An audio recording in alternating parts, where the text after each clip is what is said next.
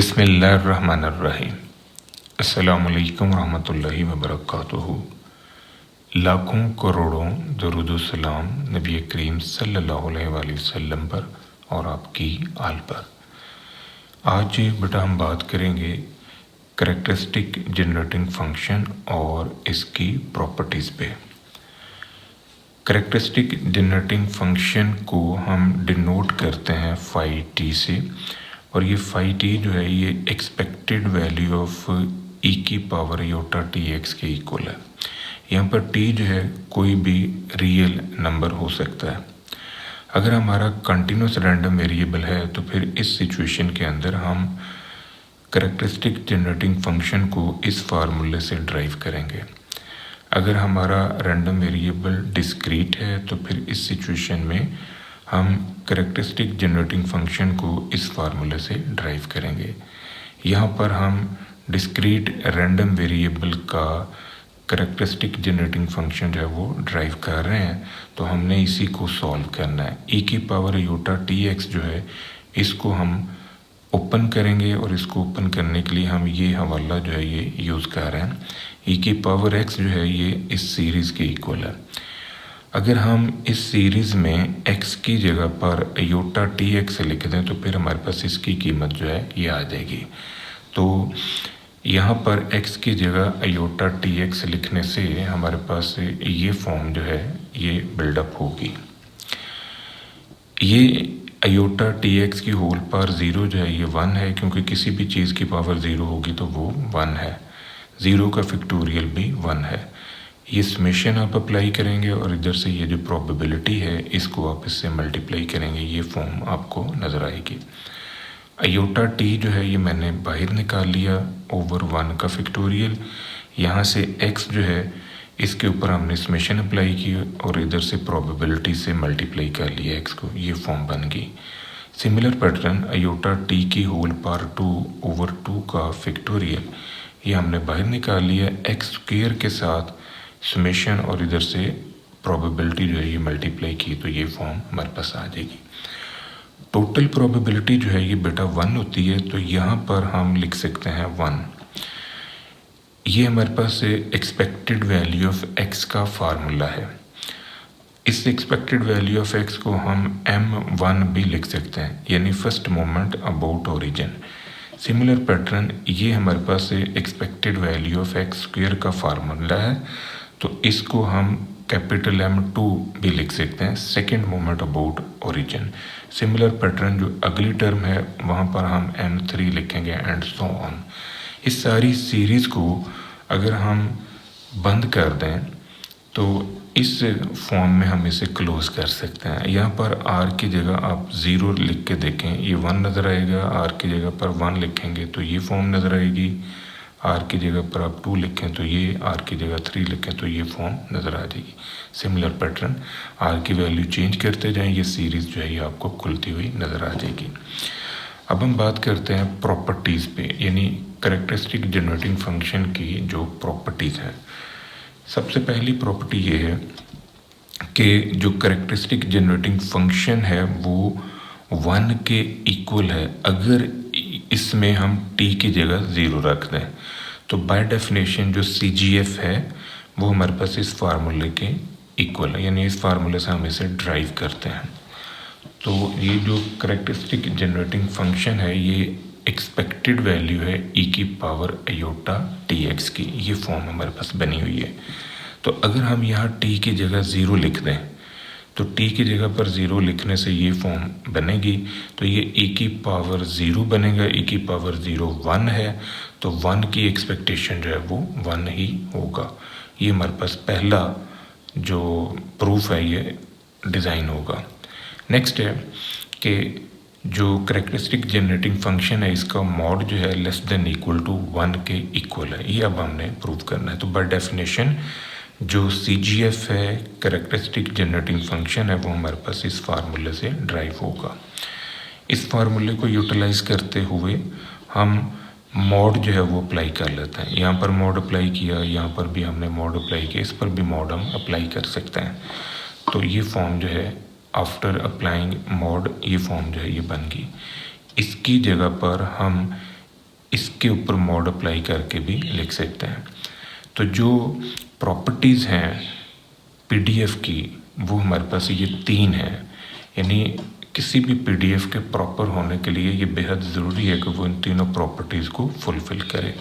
इन तीनों प्रॉपर्टीज़ को मद्देनज़र रखते हुए हम इसको, अगर हम ये जो मॉड बाहर लगा हुआ है, अगर हम इस मॉड को यहाँ पर अप्लाई कर लें और फिर इससे मॉड का इंटीग्रल लें तो फिर ये सिंबल जो है ये हमारे पास इंट्रोड्यूस होगा, क्योंकि इसका जो सोल्यूशन है फिर हमारे पास लेस देन इक्वल टू की फॉर्म में आएगा। और दूसरी ख़ास बात ये है कि यहाँ पर भी अगर हम इसको कंपेयर करें तो यहाँ पर जो fx है, fx हमारा टोटल प्रोबेबिलिटी है जो कि -∞ टू +∞ की फॉर्म में 1 के इक्वल है। तो अगर हम इसको फर्दर इस प्रॉपर्टी के साथ अटैच करके लिखें तो ये वैल्यू जो है ये less than equal to this one होगी और ये आगे लेस देन इक्वल टू 1 है।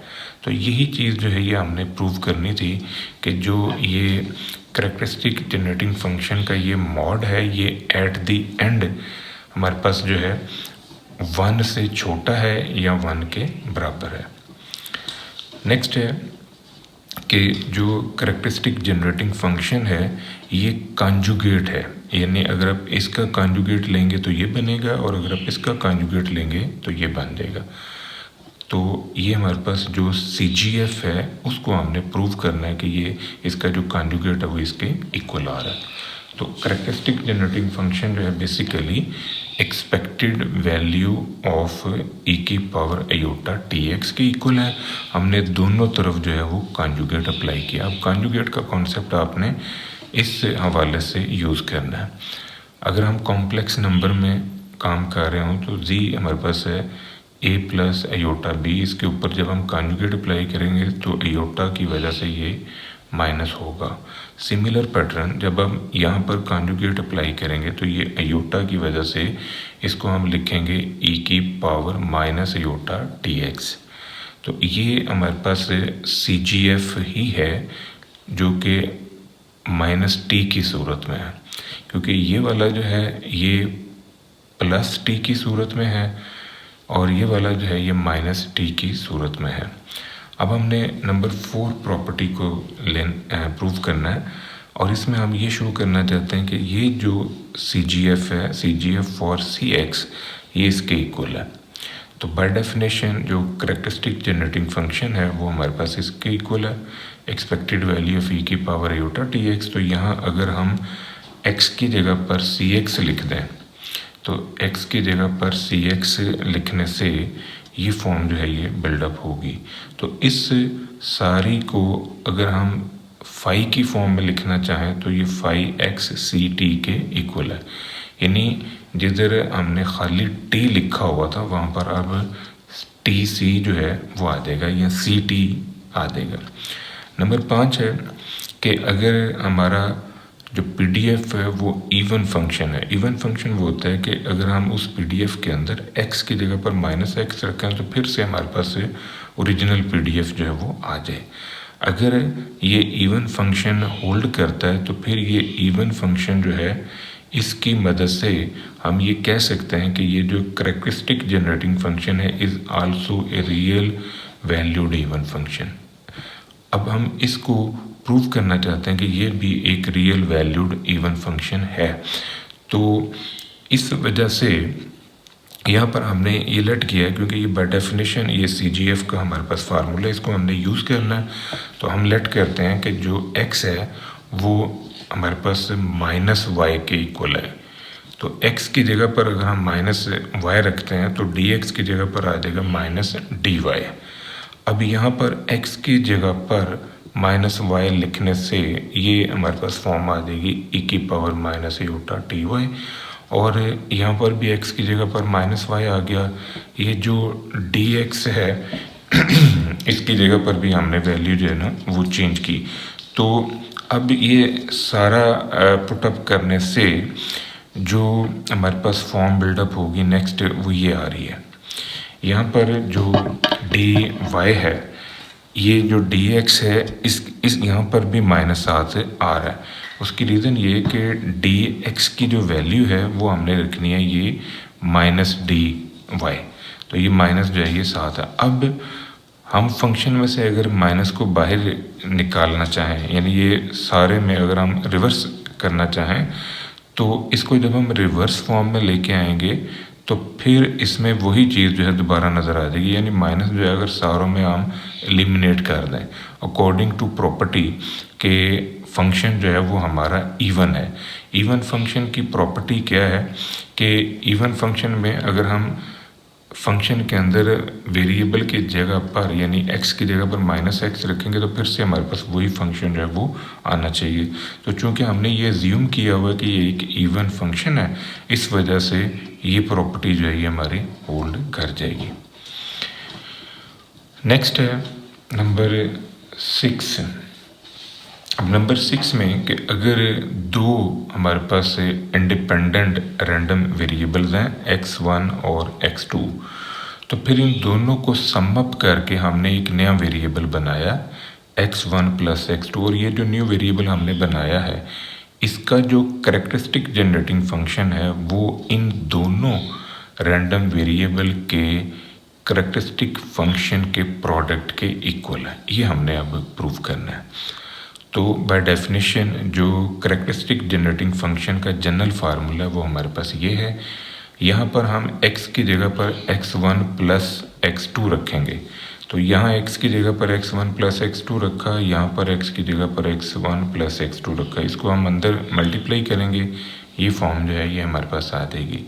तो ये e की पावर योटा tx1 और e की पावर योटा tx2, ये एक्सपेक्टेशन जो है इसके ऊपर भी अलग आ जाएगी, ये एक्सपेक्टेशन जो है इसके ऊपर भी अलग आ जाएगी। उसकी रीज़न ये है कि हमने ये ज्यूम कर रखा है कि x1 और x2 जो है ये दोनों के दोनों इंडिपेंडेंट रैंडम वेरिएबल्स हैं। इस वजह से ये जो एक्सपेक्टेशन है ये इनके ऊपर इंडिविजुअल फॉर्म में हम अप्लाई कर सकते हैं।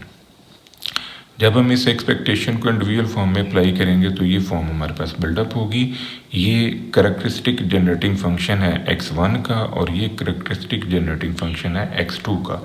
इस प्रॉपर्टी को बेस बना के हम ये कह सकते हैं कि अगर हम n इंडिपेंडेंट रैंडम वेरिएबल्स का सम लें और उस सम का हम कैरेक्टरिस्टिक जनरेटिंग फंक्शन बनाएं, तो फिर उनके सम का जो कैरेक्टरिस्टिक जनरेटिंग फंक्शन होगा वो इंडिविजुअल कैरेक्टरिस्टिक जनरेटिंग फंक्शंस के प्रोडक्ट के इक्वल होगा। यानी ये हमने सम लिया तमाम वेरिएबल्स का और इसका हमने कैरेक्टरिस्टिक जनरेटिंग फंक्शन बनाया, तो ये इंडिविजुअल कैरेक्टरिस्टिक जनरेटिंग फंक्शंस जो हैं हर वेरिएबल का उनके प्रोडक्ट के इक्वल आ रहा है। तो इसको हम प्रोडक्ट की फॉर्म में अगर लिखना चाहें तो ये पाई का सिंबल जो है ये हम यूज़ करेंगे। यहाँ आई की जगह पर 1 लिखें, 2 लिखें, 3, तो ये तमाम कैरेक्टरिस्टिक जनरेटिंग फंक्शन जो है इन फॉर्म ऑफ प्रोडक्ट हमें नज़र आ जाएंगे।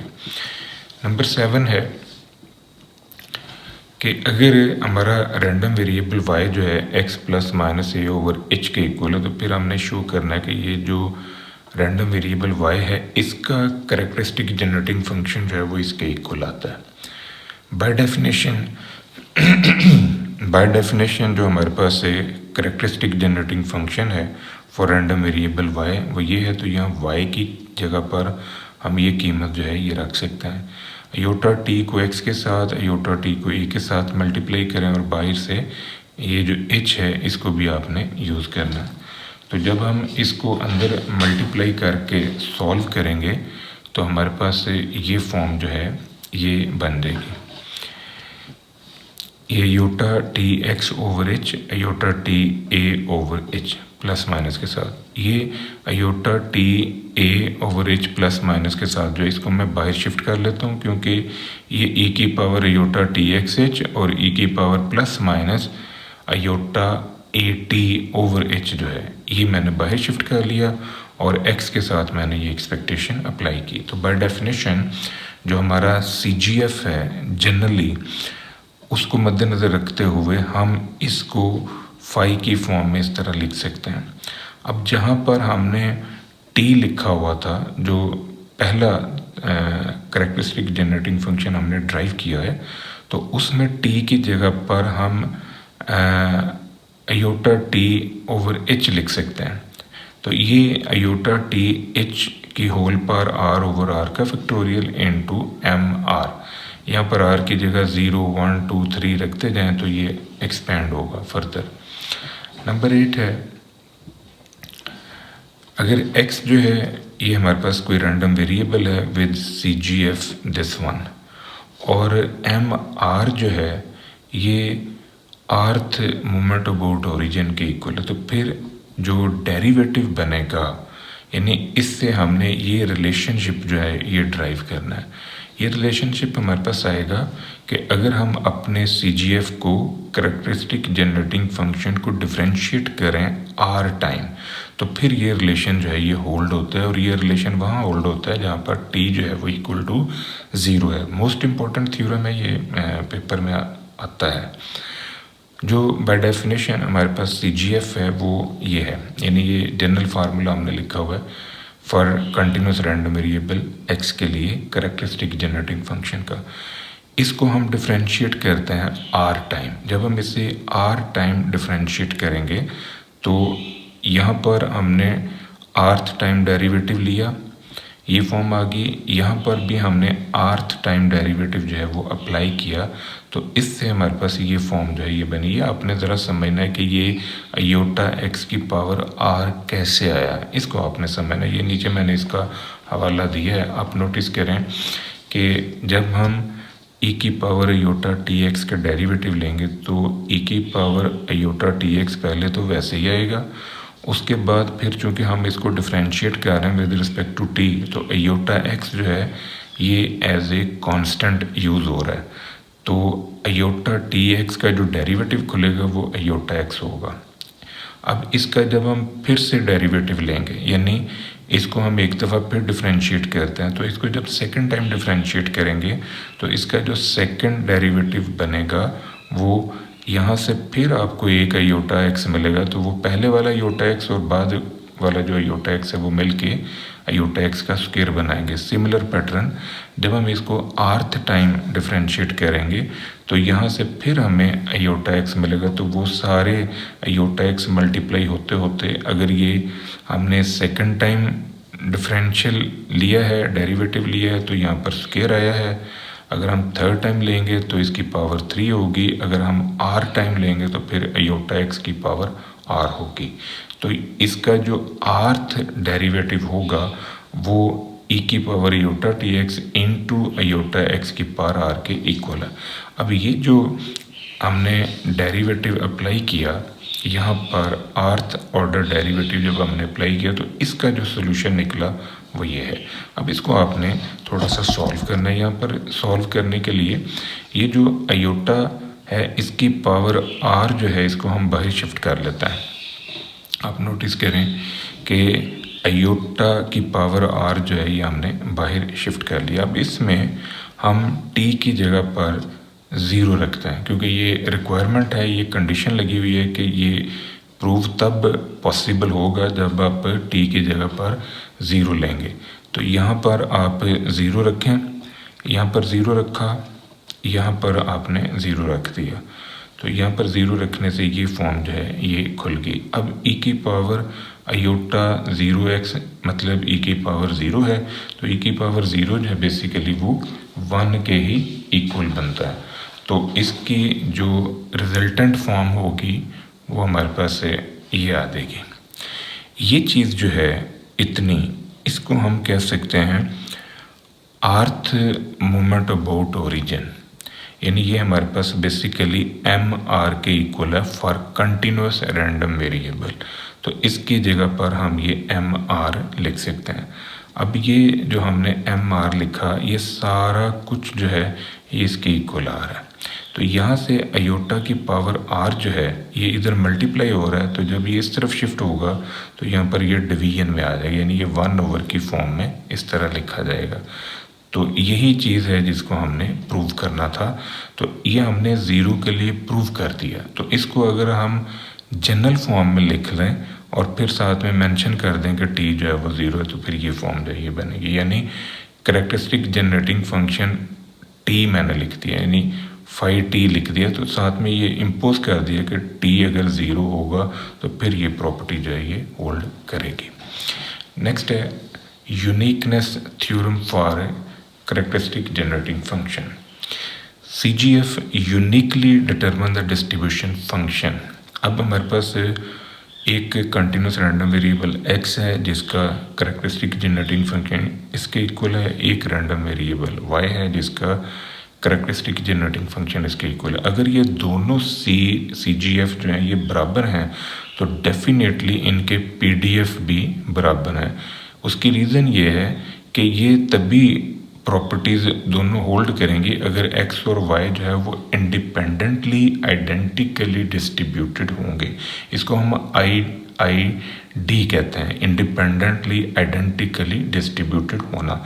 यही यूनिकनेस थ्योरम है for characteristic generating function. Number 10 property है कि अगर हम कैपिटल fx का डेरिवेटिव लें तो इससे हमें PDF मिलता है, और अगर हम PDF का इंटीग्रल ले लें तो इससे हमें CDF मिलता है, यानी कैपिटल fx जो है ये मिल जाता है। अब इन्हीं को मद्देनज़र रखते हुए हम जो कैरेक्टरिस्टिक जनरेटिंग फंक्शन है उसको इस फॉर्म में यूज़ कर सकते हैं, यानी इन्वर्स फंक्शन की सूरत में हमने उसे यूज़ कर लिया। उसकी रीज़न ये है कि आप नोटिस करें कि जब हम किसी भी चीज़ की एक्सपेक्टेशन लेते हैं तो उसको हम मुतल्लिका फंक्शन से मल्टीप्लाई करवा रहे होते हैं। तो चूँकि ये यहाँ पर अगर हमने fx लिखना था तो fx जो है ये equal to phi x t भी हम लिख सकते हैं कि वेरिएबल यहाँ पर हमारा जो है ये t है। तो यही प्रॉपर्टी जो है ये बाय यूजिंग इन्वर्स थ्योरम हमने अप्लाई की है। तो ये हमारे पास ऑप्शन जो बनती है कि इन्वर्स थ्योरम की मदद से भी हम ये जो CGF है इसको यूटिलाइज़ कर सकते हैं। ये था बेटा आज का हमारा लेक्चर। दुआ में याद रखिएगा, इंशाल्लाह अगली वीडियो के साथ फिर हाजिर होंगे। फ़ी अमान अल्लाह।